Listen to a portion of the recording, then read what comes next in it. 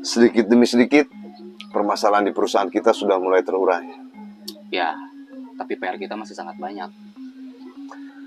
Kalau kita cuma berdua di lapangan, yang menjadi leader sekaligus prajurit dan bertarung, kita repot juga. Kita pada akhirnya nanti tumbang juga, Kur.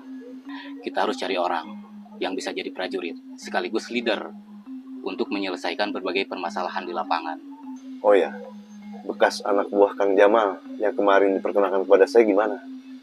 Dikta masih ragu-ragu untuk bergabung dengan perusahaan. Lalu, saya dengar kemarin Kang Jamal di Pasar Cisaat nyikat orang. Itu Ya. bisa kita rekrut sebagai orang kita di lapangan nantinya. Kalau memenuhi syarat, ya kita rekrut saja. Toh demi kebaikan perusahaan juga. Ya sudah, nanti saya coba informasikan ke Big Boss. Siapa namanya? Kamu sudah dengar? Kalau kata Kang Jamal, namanya Adiwira. Adiwira. Oke.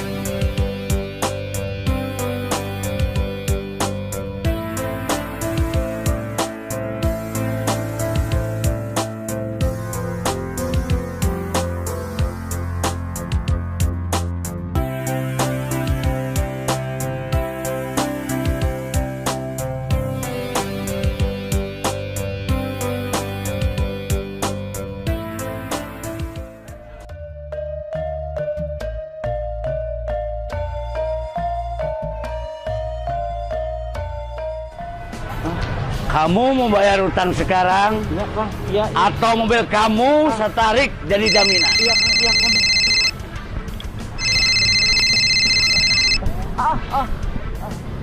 Halo, Kang.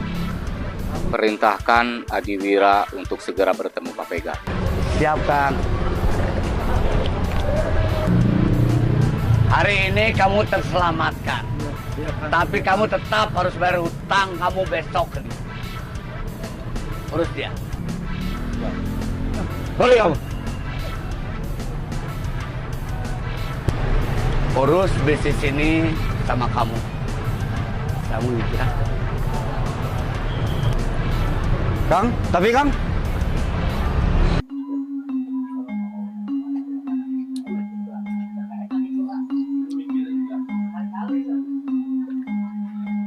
Pak Emeng ini gimana sih? Kerja nggak semangat seperti ini. Pak Emeng kan sebagai admin di Rumah Sakit Sekarwangi. Maaf, Pak Kur. Saya lagi banyak pusing. Mending Pak Emeng ke dokter deh daripada begini. Pusing saya ini bukan karena penyakit, Pak Kur, tapi banyak pikiran. Pak Emeng harus profesional lah tuh. Itulah Pak Kur yang sedang saya pikirkan untuk bersikap profesional. Tapi tetap saya nggak bisa. Memangnya apa sih yang Pak Emeng pikirkan? Usaha saya di rumah terancam bangkrut, Pak Kur. Kok bisa bangkrut? Ada yang memanfaatkan situasi, Pak Kur. Keuangan di usaha saya carut-marut. Terus gimana? Saya berpikiran pingin buka usaha lain. Tapi saya pikir perlu modal yang besar, Bang Kur.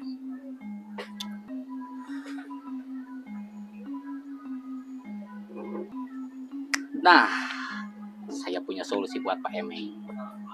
Gak usah, Pak Kur. Saya tidak mau merepotkan perusahaan di mana tempat saya bekerja. Enggak, Pak.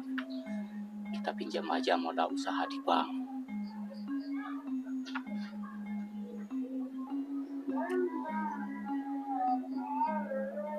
Inilah aku yang terus maju, takkan berhenti mengejar mimpi.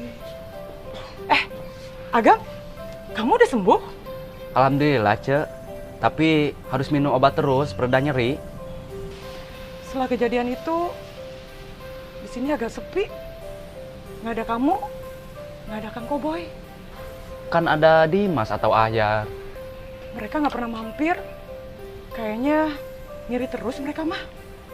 Mungkin uangnya lebih baik ditabung daripada jajan di warung Ece. Oh iya, Kang Koboy sekarang di mana? Ada, dia lagi tugas keliling wilayah. Oh, yaudah. Kamu mau minum apa? Kopi mik deh, Cek. Yaudah, bentar ya. Siap, saya salah. Saya terlalu terburu-buru dalam mengambil keputusan.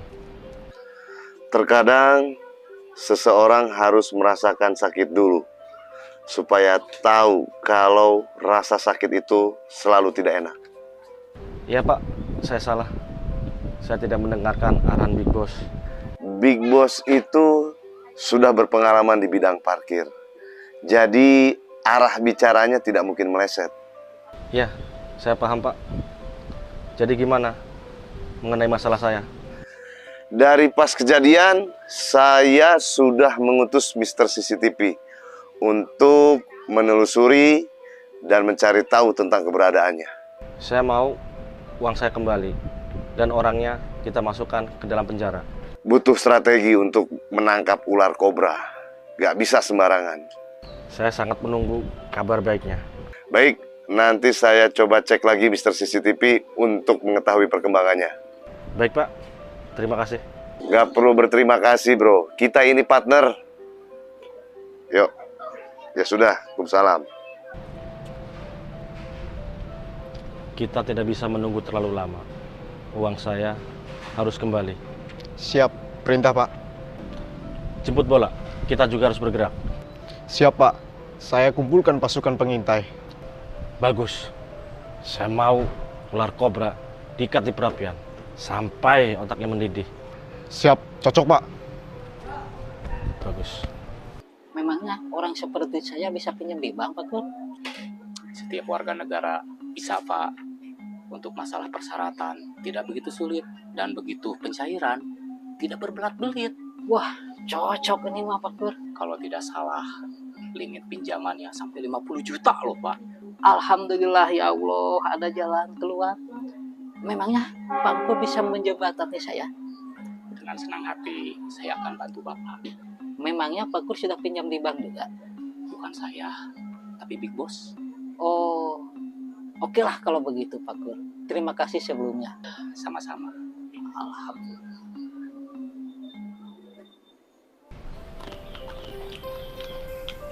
Baru aja sembuh dari sakit, kok makan keripik pisang aja? Saya kan sakit karena dipukulin orang, bukan asam urat. Jadi nggak ada larangan dari dokter. Ngomong-ngomong, preman yang waktu itu yang suka menebar teror, di mana sekarang? Saya nggak tahu. Yang jelas, dia sudah dilaporkan ke polisi. Siapa yang melaporkan polisi? Perusahaan tidak mau tahu dengan urusan hal-hal receh. Kemarin Big Boss minta polisi yang bereskan. Terus, ketangkep nggak preman-preman itu? Setahu saya, pimpinannya sudah ada di Rutan Cipinang.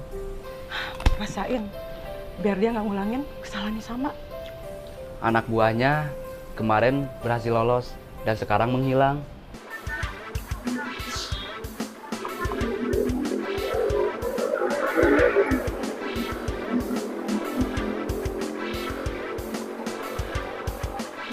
Terpantau kobra memasuki tempat hiburan. Baik, pantau terus. Ikuti gerak-geriknya sampai waktunya pas untuk kita eksekusi. Siap, di kopi. Oke, monitor.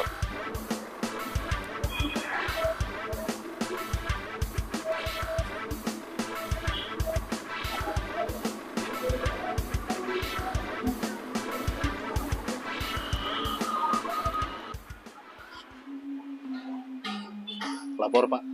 Siap. Gimana, Mas Sep? Sudah ke dokter. Katanya harus istirahat 2 hari Pak. Oh ya sudah. Itu orang yang kemarin bikin rusuh di sini, kita rekrut sebagai orang baru di perusahaan. Waduh. Kamu nggak usah khawatir, dia itu profesional. Cuma kemarin ya dia kerjanya seperti itu. Dia butuh buat anaknya. Ke depan dia bergabung dengan kita. di Kujang Sakti Siliwangi. Siap, Pak. Oke. Siap.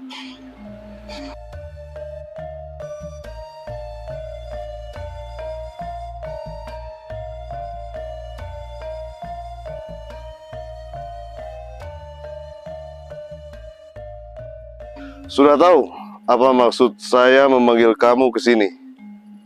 Belum, Kang. Perusahaan tidak membutuhkan orang-orang lemah dan tidak bertanggung jawab. Makanya saya manggil kamu ke sini untuk bergabung di perusahaan saya. Kujang Sakti Siliwangi adalah perusahaan yang bergerak di bidang parkir dan pengelolaan kebersihan. Dan saya tidak butuh orang-orang yang menjadi pengkhianat dalam menjalankan bisnis ini. Maksudnya berkhianat, Kang? Jika sedikit saja ada yang memanfaatkan situasi, kamu harus tahu adat goreng saya pasangkan sikat. Iya, Kang. Saya akan jaga tanggung jawab ini. Kamu mau saya gaji berapa? Gaji tidak begitu penting, Kang. Sebenarnya pekerjaan yang kemarin tidak baik untuk saya pribadi karena saya takut menjadi contoh bagi anak saya. Maksudnya? Jadi penagih utang itu berat, Hmm. bertentangan dengan hati dan kemanusiaan. Ya, saya mengerti. Lebih dari setengah hidup saya habis di jalanan. Dan saya tidak mau di sisa hidup saya juga akan habis di jalan. Kamu sudah hijrah? Saya mau hijrah. Hidup lebih bermakna untuk anak-anak saya walaupun masih jauh dari kata layak. Saya hargai niat baik kamu, tapi kamu harus ingat, saya mengajak kamu bukan karena kamu jagoan, tapi saya mengajak kamu untuk ikut menjaga totalitas dan loyalitas kepada perusahaan saya. Mengerti? Siap, Kang. Kita jaga pekerjaan ini.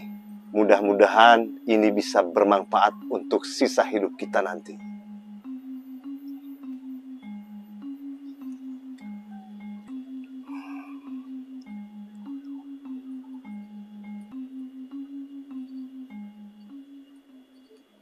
Thank you.